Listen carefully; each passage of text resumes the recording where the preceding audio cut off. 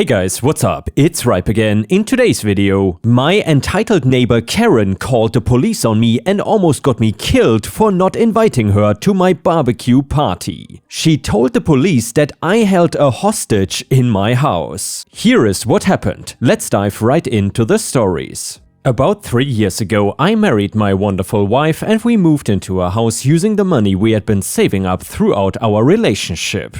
We had a fairly small wedding so that we could afford our dream house right away. It was a big decision, but one we are very happy to have made. We became fast friends with a few of our neighbors, Henry and Liam, who are around the same age as us and share a lot of similar interests with us. When we were still fairly new, they invited us over for dinner to welcome us to the neighborhood.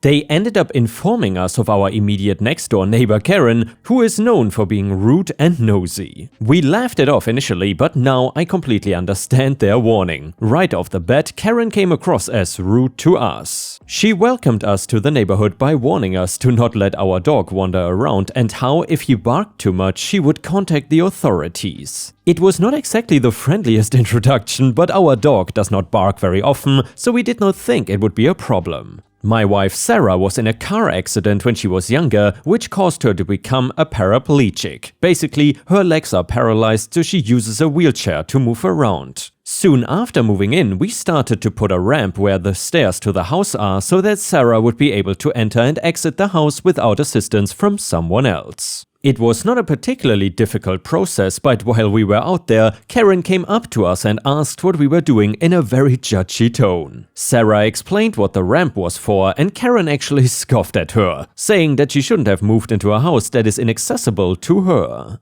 I chimed in saying how the house was perfect otherwise. It seemed like she was mad that we were making renovations to the house, but we ignored her. A few weeks later, we were talking to Henry and Liam because we needed someone to dog sit while we went on vacation. We were mostly making small talk, but Sarah mentioned the incident with the ramp and the two men froze, sharing a glance. Before long, Henry was telling us that Karen had gone on Facebook and complained about the new crippled neighbor and how the ramp was a major eyesore that devalued every other house in the neighborhood.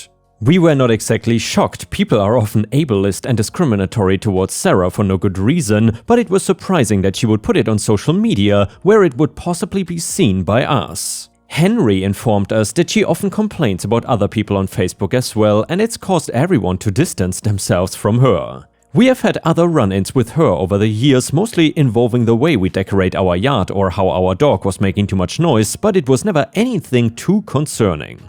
We mainly felt uncomfortable around her and did our best to avoid conflict. Her husband Mark has always been kind to us. He works as a firefighter, so we don't see him too often, unfortunately. 2 months ago, Sarah and I started planning a barbecue that would be partially for the neighborhood, but we plan to invite our other friends as well. And right from the beginning, we had decided not to invite Karen. We knew it would upset her, but we really didn't want her negativity disturbing our party, even if it caused a Facebook rant. So then we sent out invitations and began making preparations. When the day of the party came, Karen saw us setting up our backyard with extra tables and chairs as well as balloons and other decorations. She asked us what we were setting up for, and we explained that we were having a get-together with some friends, and she scowled and we added that we promised to keep the noise to a minimum. This did not seem to make her feel any better, but she went back inside.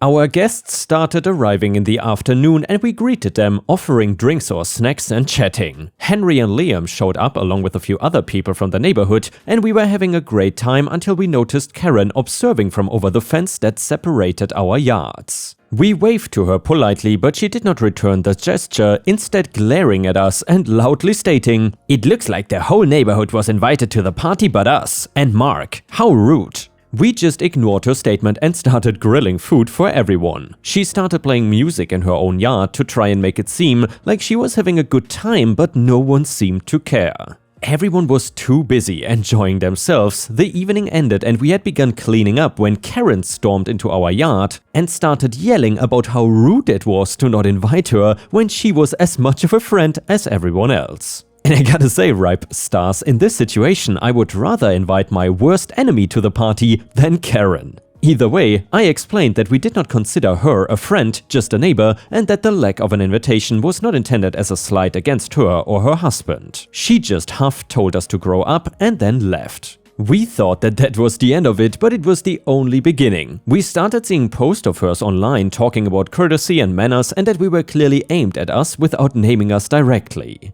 It did not bother us, no one was gonna believe that we were bad people based off some random posts, and if they did, we did not want them in our lives anyway. However, one post caught our eye because of a line near the end that read, "I will make them regret being so impolite." I was not sure what she meant by this and it worried me a little bit. Sarah told me I was making a fuss over nothing, but it did not sit right with me.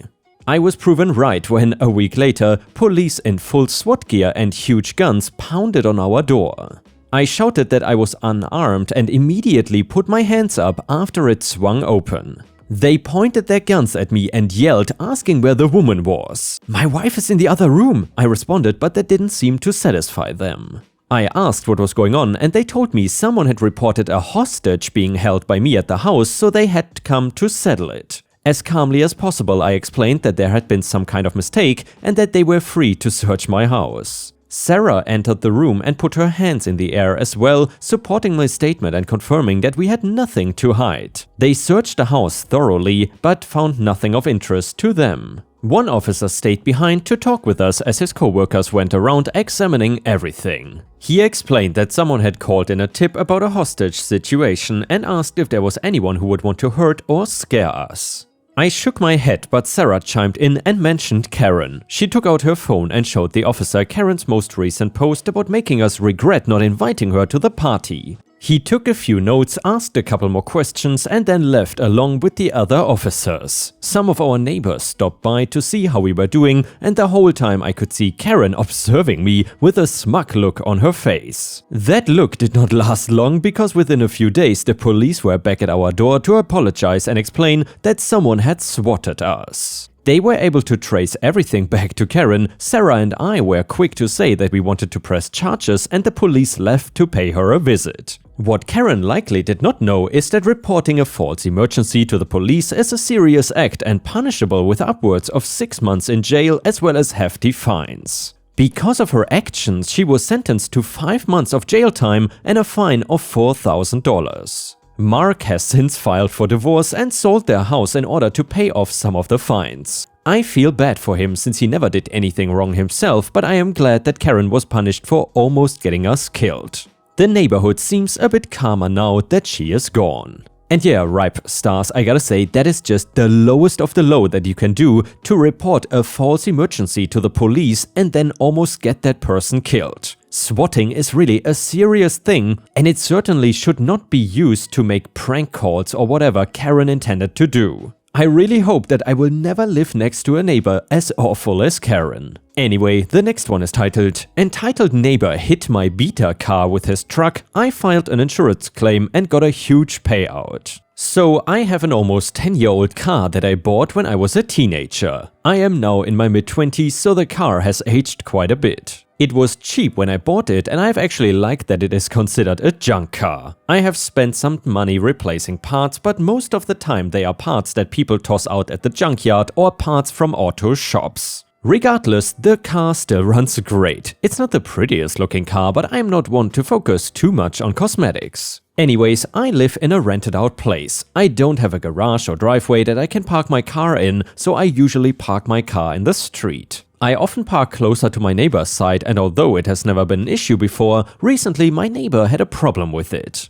I did not know my neighbor that well, but from what I could tell, he thought he was some hotshot.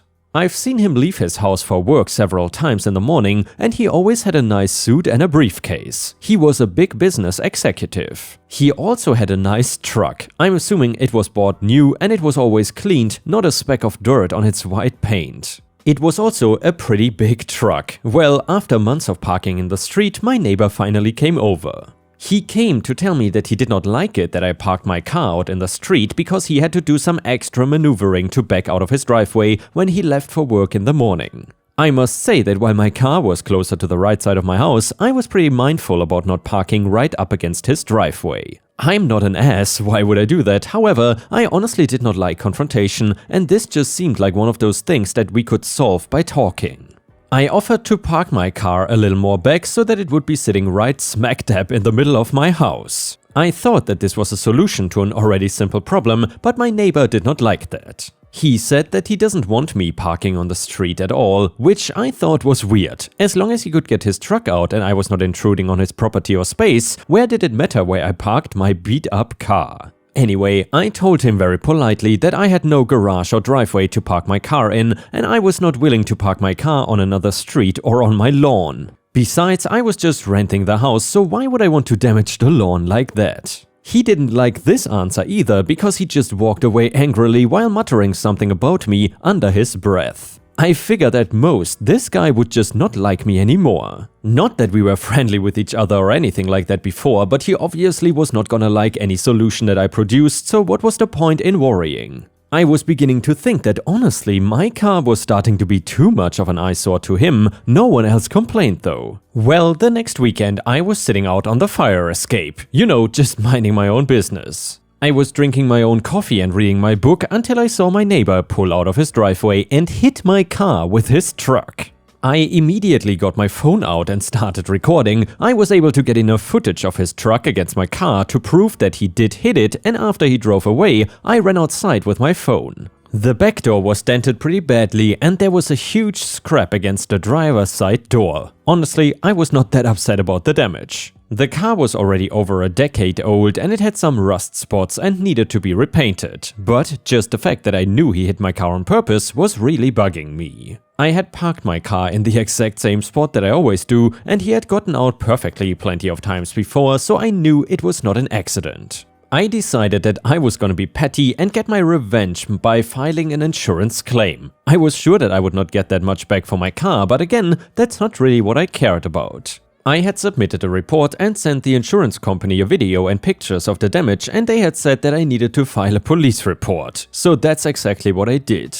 Well, guess what? I ended up getting a $1,600 payout. I was completely shocked, but I was honestly happy because I know that my neighbor was pissed about the whole thing. I found out just the day after that yes indeed he was very annoyed. My landlord had visited my home while I was away to fix one of the windows on the house. My neighbor had come over and tried asking for me. And my landlord knew this guy and said he has always been a dick, told the guy to get off his property and not set foot on it again. Ah, don't you love when people get their karma? And yeah, Ripe Stars, I would say that dude definitely got what he deserved. The next one is titled Petty Revenge Perfection. It was one of those half-assed gotta clear my conscience texts. He literally said he didn't care if I just ignored it. He dumped me last year right after I spent a month moving him and helping him getting settled in a new city. I had cooked, cleaned, planned things to do and helped him figure out job problems etc. for an entire month. 2 weeks later, he calls me out of nowhere and breaks up with me. He treated me like crap after that, emotionally dumping on me and treating me like a doormat. He treated me like crap during our relationship too, but he was super subtle about it. And after all that, he opens up his apology with, "I'm not asking you to take me back." The arrogance and audacity, so I am editing his apology. Instead of, "I'm sorry for how things went between us," he gets, "I would like to apologize for how everything went down between us, but I will only say that and that alone, because I still refuse to take accountability for my actions and acknowledge my role in hurting you." Instead of, "You can ignore this if you want," he gets, "Feel free to ignore this because I don't really care about your feelings. I just felt like saying this to clear my own conscience despite still taking zero responsibility for the harm I inflicted upon you." I wrote the whole thing like that and I am ruminating on it to make sure I did not miss anything. How kind of him to give me the opportunity for my petty revenge. The next one is titled Malicious Compliance. So I work in customer service in the automotive industry. As part of the services we offer guests, we perform a state-mandated car inspection so people can register their car with the state. It's a simple process that can take about 15 minutes if you book an appointment with us, but every month we get flooded with people who forget to do the inspection on the last week of each month. It is a mad dash for a last-minute appointments to fit people in before they are too late. Now, we don't make money off this type of service. In fact, it's a state-set fee and we realistically lose money doing these inspections on labor cost. I preface this to state that doing these state inspections does not benefit my shop, but we do it because it helps our customers. Front door opens to a male Karen coming in on a Friday afternoon midday. This distinguished gentleman, we will call him Tim, walks in at around 1 p.m. in the afternoon and slaps his keys on the countertop, informing my front counter teammate that he needs an inspection now. Understand that even though all of our appointments were booked up days ago, we will still bend over backwards to help someone out. We totally get that things don't always go according to plan in life, so we do what we can to help. That is, as long as you are a nice person. When you start trying to dictate how we are going to help you, that does not fly at my store. Tim decided that today he was gonna do exactly that. After we advised him he can either wait almost 2 hours to try to work him into a slot as we process our already scheduled appointments, or book an appointment for him next week. Tim let us know that booking an appointment the following week after the deadline was not an option for him. But he's got time right now, so he's gonna generously give us 2 hours of his time, and we need to figure out how to get him in. Cue the malicious compliance. I stepped in to take over the conversation for my front counter staff who have been dealing with him up until now. Okay, sir. We are happy to help. I will get your keys out to the technician and you just have a seat and make yourself comfortable. Immediately, I walked the keys out to my technician with explicit instructions. After explaining to my tech that Tim is acting like a dirty trash can full of poop, I gave the express instructions that we will not even touch his vehicle until 2 hours have passed. Mind you, as Tim sits in the lobby stewing, I have the pleasure of servicing several other customers who set their appointments days ahead of time. 50 minutes here, 20 minutes there, and even a 7-minute inspection for an electric car. Things are flowing so smoothly for all of the appointments who did things the right way, and it is showing on Tim's face. After the first hour, Tim finally has the courage to speak up. I really appreciate you all trying to work me in, but do you know how long it's gonna be? No, Tim, you don't get to be nice now and try to expedite your vehicle. You don't get to be nasty to my staff and still get your way. Sorry, Tim, we are still trying to get it fit in. Like I said, about 2 hours before you can see the truck. Mind you, the lobby is totally empty and all customers have already been serviced early. It is perfect. Fast forward another hour and his multiple attempts to make small talk to amend his horrible manners and treatment to one of my staffs. And his car is finally being brought into the shop base. Then moments later, my technician walks into the lobby with a giddy smile. Boss, his truck needs wipers to pass inspection. They are torn and fail the vehicle. Passing on this wonderful news to Tim, he agrees to have the tech install some because he of course did not bring any of his own. At this point, I feel quite satisfied that Tim has learned his lesson with a little additional help from the universe in him needing to also replace wiper blades. But apparently the universe was not quite done teaching Tim a lesson. His car still failed the inspection. The last part of the test is run by a computer that reads the internal control modules of the car. It's a totally automated process that cannot be tampered or affected by the inspector.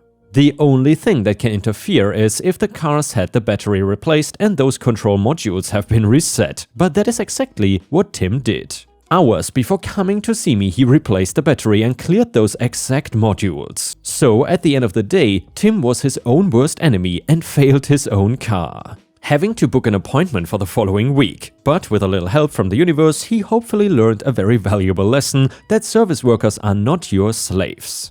And by the way, to always tip your waiters. And yeah, ripe stars, I certainly hope that Tim learned his lesson, meaning that in the future he won't be a douchebag to anyone else. But then again, with these people, I highly doubt that they learn their lesson from something like this. They have probably gotten away with being a douchebag for so long that it will be almost impossible to change. But either way, thank you so much for watching. If you enjoy my content, please don't forget to like the video and leave a comment, as that would help me tremendously, and I will see you again tomorrow.